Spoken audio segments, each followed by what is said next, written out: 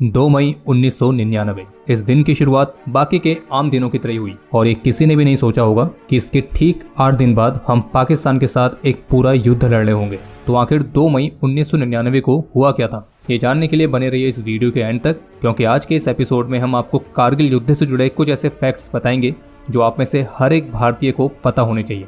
1999 तारीख थी 2 मई और जगह थी कारगिल के पास का गरकौन गांव। और इस गांव का रहने वाला एक चरवाहा जिनका नाम था ताशी नामग्याल। तो वे रोज की तरह जब इस दिन भी वे अपने जानवरों को चराकर वापस आए तो उन्हें पता चलता है कि उनका एक याक काफी देर से घर वापस नहीं लौटा है। तो फिर अपने उस खोए हुए याक को खोजते हुए ताशी नामग्याल घर के सामने वाली चारू पहाड़ी के पास जाते हैं, लेकिन उनका याक वहाँ पे नहीं होता है। और फिर उसे खोजते हुए वे काफी आगे निकल जाते हैं और पहाड़ी के नीचे बहने वाले नाले के रास्ते से होते हुए वे बाल्टिक सेक्टर की पहाड़ी पर पहुंचते हैं। और काफी कोशिशों के बाद ताशी नामग्याल को उनका याक मिल जाता है, लेकिन इसी के साथ उनकी नजर दूर पहाड़ी पर चल रही असामान्य गतिविधि पर पड़ती है।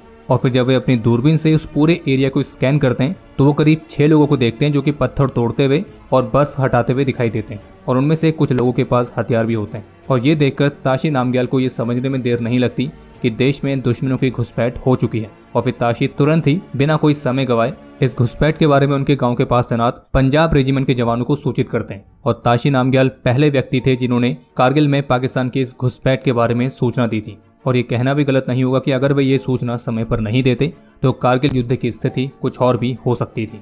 और फिर ताशी नामग्याल से सूचना मिलते ही आर्मी ने तुरंत ही लेफ्टिनेंट सौरभ कालिया की अगुवाई में एक पेट्रोलिंग टीम को रवाना किया। और lieutenant Saurabh Kalia Indian army के पहले ऑफिसर थे जिन्होंने एलओसी पर भारत की तरफ पाकिस्तानी आर्मी की एक बड़ी घुसपैठ को ऑब्जर्व और रिपोर्ट किया था।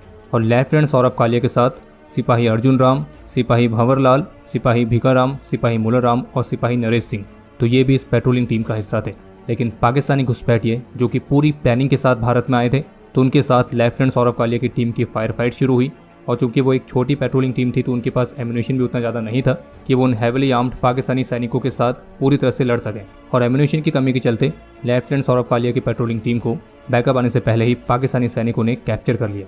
और फिर कुछ दिनों के बाद उनका शरीर शत विशत स्थिति में भारत को सौंपा गया। और जिस तरह से उन्हें टॉर्चर किया गया था उससे ये कन्फर्म हो गया कि ये घुसपैठिए कोई और नहीं बल्कि पाकिस्तान द्वारा भेजे गए उनके ही हाईली ट्रेंड कमांडोज और सोल्जर्स हैं, जिन्हें पाकिस्तानी जनरल परवेज मुशर्रफ ने जिहादी जंग मुशर्रफ का गोल बिल्कुल क्लियर था कि कश्मीर और लद्दाख के बीच की लाइन को कट करना।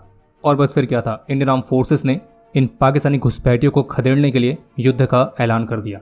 जब भी हम कारगिल युद्ध की बात करते हैं तो इंडियन आर्मी के ऑपरेशन विजय और इंडियन एयरफोर्स के ऑपरेशन सफेद सागर के बारे में तो आप में से हर कोई जानता ही होगा। लेकिन इस कारगिल युद्ध में इंडियन नेवी ने भी काफ़ी चुपचाप तरीके से अपना योगदान दिया था ऑपरेशन तलवार चलाकर। और इसी ऑपरेशन के तहत इंडियन नेवी की वेस्टर्न और ईस्टर्न फ्लीट ने अपनी एनुअल एक्सरसाइज समर एक्स, जो कि मई, जून और जुलाई में बे ऑफ बंगाल में होती थी, तो उसे इस बार अरेबियन सी पर कंडक्ट किया। और इस दौरान इंडियन नेवी की ईस्टर्न और वेस्टर्न फ्लीट ने अपने सभी एसेट्स को तैनात कर दिया। लेकिन इस बार नेवी की शिप्स और submarines, missiles, torpedoes, rockets, shells, तो इस तरह के रियल वॉर टाइम एम्यूनेशन से पूरी तरह से लोडेड थी। और नेवी के इलेक्ट्रॉनिक वॉरफेयर एयरक्राफ्ट ने आर्मी के लैंड ऑपरेशंस को सपोर्ट करने के लिए एलओसी पर बड़े पैमाने पर ऑपरेट किया। और नेवी के जो सर्विस सेलर्स थे तो उन्हें भी आर्मी की आर्टिलरी बैटरीज के साथ तैनात किया गया ताकि वे दुश्मन की गन लोकेशंस को मार्क करने के लिए आर्टिलरी ऑब्जर्वर की तरह काम कर सकें। और जहां एक तरफ कारगिल में इंडियन आर्मी जमीन के रास्ते दुश्मनों को खदेड़ रही थी, वहीं आसमान के रास्ते इंडियन एयरफोर्स दुश्मनों पर आग बरसा रही थी। लेकिन उन्हें सख्त निर्देश दिए गए थे कि किसी भी स्थिति में एलओसी को पार नहीं करना है। लेकिन इंडियन नेवी जो कि इंटरनेशनल वाटर्स पर ऑपरेट करती थी तो उसने अपने सभी एसेट्स को कराची की घेराबंदी करने के लिए तैनात करना शुरू कर दिया था। और कराची जो कि उस समय पाकिस्तान का सबसे लार्जेस्ट पोर्ट था। और इंडियन नेवी की इस एग्रेसिव फॉरवर्ड डिप्लॉयमेंट से अब पाकिस्तान की जो हालत थी वो खराब होने लगी थी। और पाकिस्तान को ये डर सताने लगा कि अगर इंडियन नेवी ने स्ट्राइक कर दी तो पाकिस्तान की नेवी उस स्थिति में नहीं है कि वो उसका जवाब दे सके। और इसी वजह से पाकिस्तान की नेवी को मजबूरी में डिफेंसिव अप्रोच अपनाना पड़ा। और उन्होंने कराची में जो अपने मेजर वॉरशिप्स थी, जो ऑयल टैंकर्स थे, उन्हें दूसरी जगह पर शिफ्ट किया। और कराची में जो पाकिस्तानी वॉरशिप्स रह गई थी तो उन्हें भी ऑर्डर्स दिए गए थे कि किसी भी हाल में अपने पोर्ट नहीं छोड़ना है ताकि वे इंडियन वॉरशिप्स के डायरेक्ट कन्फ्रंटेशन से बच सकें। और ऑपरेशन तलवार के तहत इंडियन नेवी के इस एक्शन ने पाकिस्तान के सप्लाई रूट्स को कट ऑफ कर दिया था। और बाद में पाकिस्तान के प्रधानमंत्री नवाज शरीफ ने खुद ही इस बात को स्वीकार भी किया कि इंडियन नेवी ने जो कराची पर नाकाबंदी करी तो फिर उसके बाद पाकिस्तान के पास केवल 6 दिन तक ही युद्ध लड़ने की फ्यूल सप्लाईज थी। और उस समय नेवी के इस ब्लॉकेड ऑपरेशन के दौरान पाकिस्तानी नेवी के चीफ ने भी स्वीकार किया था कि इंडियन नेवी की अपार ताकत का सामना करना हमारे बस की बात नहीं है। और क्या आप जानते हैं कि ऑपरेशन तलवार के दौरान नेवी को एंड तक हमला करने के ऑर्डर्स रिसीव नहीं हुए थे। और फिर 14 जुलाई 1999 को तत्कालीन प्रधानमंत्री श्री अटल बिहारी वाजपेयी जी ने ऑपरेशन तलवार को सफल घोषित किया। और इस ऑपरेशन तलवार के माध्यम से इंडियन नेवी ने काफ़ी चुपचाप तरीके से लेकिन इस कारगिल युद्ध में एक बहुत ही महत्वपूर्ण योगदान दिया था। क्या आप जानते हैं कि कारगिल युद्ध उन चुनिंदा हाई एल्टीट्यूड वॉरफेयर में से एक है जिनका सामना बहुत ही कम देशों ने किया है। और अक्सर इस तरह के युद्धों में एडवांटेज उसे ही होता है जो कि ऊंचाई पर है, और यहाँ पे वो एडवांटेज था पाकिस्तानी सैनिकों के पास। लेकिन इतनी विषम परिस्थितियों के बावजूद भी इंडियन आर्मी के जवानों ने उन पाकिस्तानी घुसपैठियों को वापस खदेड़ दिया। क्या आप जानते हैं कि इस युद्ध के लिए हाई एल्टीट्यूड वॉरफेयर पर स्ट्राइक करने के लिए एयरफोर्स के पायलट और इंजीनियर्स ने केवल एक सप्ताह की खास ट्रेनिंग के बावजूद भी अपने ऑपरेशंस को बेहतरीन तरीके से परफॉर्म किया। कारगिल युद्ध में करीब 2.5 लाख शेल्स, बॉम्ब्स और रॉकेट्स फायर किए गए थे और लगभग हर दिन करीब 5000 आर्टिलरी शेल्स, मोटार बॉम्ब्स और रॉकेट्स फायर किए जाते थे। और जिस दिन टाइगर हिल को रिकैप्चर किया गया तो उस दिन करीब 9000 शेल्स फायर किए गए थे। और वर्ल्ड वॉर 2 के बाद से पहला ऐसा युद्ध था जिसमें इतनी अधिक संख्या में बॉम्बिंग्स की गई थी।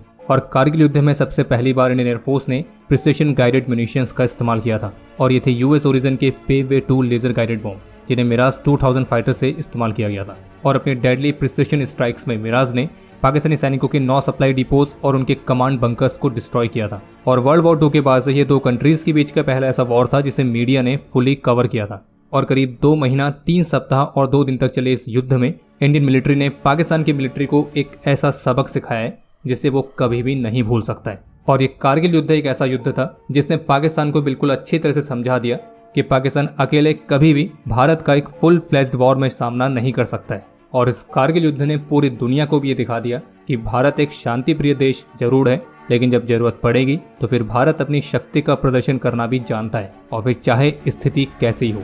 और इस युद्ध के दौरान भारत की अखंडता को बनाए रखने के लिए अपने अदम्य साहस और वीरता का परिचय देते हुए हमारे जिन वीर जवानों ने अपना सर्वोच्च बलिदान दिया तो उनको हम शत शत नमन करते हैं और उनके इस सर्वोच्च बलिदान के लिए हम सदा इनके ऋणी रहेंगे। जय हिंद, जय भारत। हम शांति चाहते हैं, ये तो दुनिया ने देखा। अब दुनिया ये देखेगी कि हम शांति की रक्षा के लिए और अपनी शक्ति का भी प्रदर्शन कर सकते हैं। लड़ाई के परिणाम के बारे में भी मेरे मन में कोई संदेह नहीं है। हमारी विजय निश्चित है और हम विजयी होकर दिखाएंगे।